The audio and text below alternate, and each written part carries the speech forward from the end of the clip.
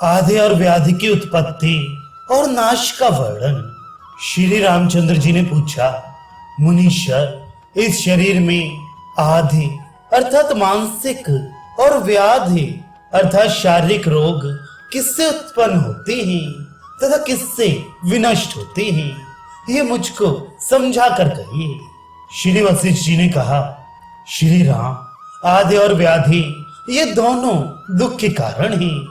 औषध आदि के द्वारा इनकी निवृत्ति से सुख प्राप्त होता है तथा ज्ञान के द्वारा इनका समूल नाश होता है, वही मोक्ष कहलाता है। शरीर के अंदर आधे और व्याधियां कभी परस्पर एक दूसरे की कारण बनकर उत्पन्न होती हैं, अर्थात कभी आधे से व्याधि हो जाती है और कभी व्याधि से आधि हो जाती है। कभी आधि व्याधि दोनों एक साथ हो जाती हैं और कभी सुख के अनंतर दुख रूप ये आधि व्याधि क्रम से उत्पन्न होती हैं। शारीरिक दुख को व्याधि कहते हैं और वासना में मानसिक दुख को आधि। श्री राम, ये जान लेना चाहिए कि अज्ञान ही इन दोनों का मूल कारण है। यथार्थ ज्ञान होने पर इनका अवश्य विनाश हो जाता है। यथार्थ परमात्म ज्ञान और इंद्रिय निग्रह के अभाव से राग द्वेष में फंस जाने से तथा ये प्राप्त हो गया, ये प्राप्त होना शेष है। इस तरह रात दिन चिंता करने से जड़ता के कारण महामोहदायिनी आधियां अर्थात मानसिक व्यथाएं उत्पन्न होती हैं। प्रबल इच्छाओं के पुनः पुनः स्फुरित होने से, मूर्खता से, चित्त के न जीतने से, दुष्ट अन्न खाने से तथा शमशान आदि निकृष्ट स्थानों में निवास करने से शरीर में व्याधियां अर्थात शारीरिक रोग उत्पन्न होती हैं।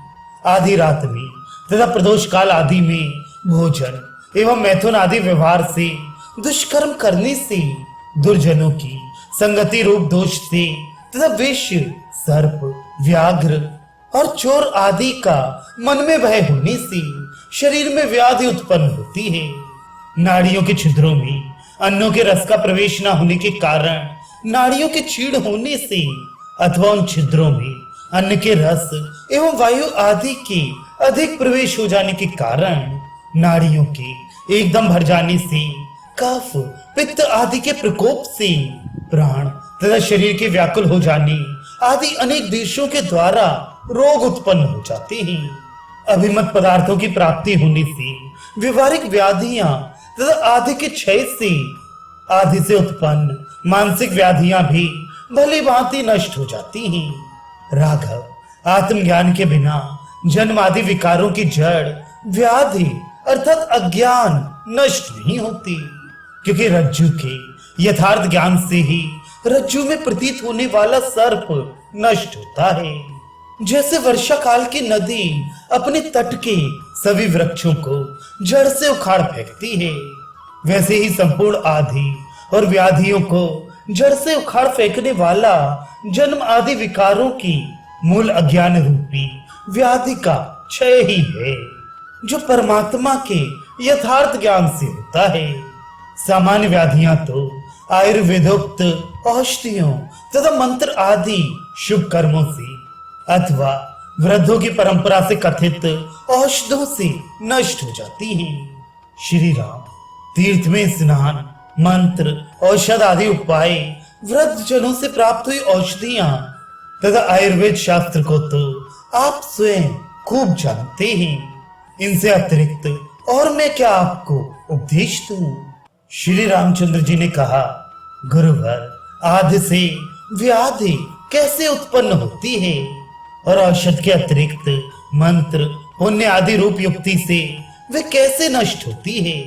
श्री वशिष्ठ जी बोली, श्री राम, मानसिक पीड़ाओं से चित्त के व्याकुल हो जाने पर शरीर में क्षोभ हो जाता है, इसलिए क्रोधी मनुष्य अपने आगे का उचित मार्ग नहीं देख पाता। वे उचित मार्ग को न देखकर कुमार्ग की ओर उसी प्रकार दौड़ता है, जिस प्रकार बाण से घायल हुआ हिरण अपने स्वाभाविक मार्ग को छोड़कर अन्य मार्ग की ओर दौड़ता है। प्राणवायु के विषम बहने पर कफ पित्त आदि के भर जाने से नाड़ियां विषम स्थिति को प्राप्त हो जाती हैं। जैसे राजा के अव्यवस्थित हो जाने पर वर्णाश्रम की मर्यादा विषम स्थिति को विशृंखलता को प्राप्त हो जाती है। प्राणवायु के संचार का क्रम बिगड़ जाने से खाया हुआ अन्न को जीर्णता, अजीर्णता या अजीर्णता रूप दोष को ही प्राप्त होता है। इस तरह आदि से व्याधि उत्पन्न होती है और आदि के अभाव से व्याधि भी नष्ट हो जाती है। जिस प्रकार मंत्रों से व्याधियां विनष्ट होती हैं, वह भी क्रम तुम सुनो। जिस तरह हर्रे का फल खाने से स्वाभाविक ही दस्त लग जाते हैं, उसी तरह वायु, अग्नि, पृथ्वी, जल आदि के बीज रूप या, रा, ला, व आदि मंत्रों के वर्ण भी मांत्रिक भावना के वश में नाड़ियों में रोगाकार में परिणित अन्न रसों का उत्सारण, पाचन आदि कार्य करते हैं। साधु सेवा रूप पवित्र पुण्य क्रिया से मन निर्मलता को प्राप्त होता है। चित्त की शुद्ध हो जाने पर शरीर में आनंद बढ़ता है। अंतःकरण की शुद्धि से ये प्राण वायु अपने क्रम से बहती हैं और अन्न का उचित परिपाक करती हैं। इससे सब व्याधियां नष्ट हो जाती हैं। श्री राम, इस प्रकार आदि और व्याधि के नाश तथा उत्पत्ति के क्रम का वर्णन मैंने तुमसे कर दिया। अब तुम प्रकृत प्रसंग को सुनो।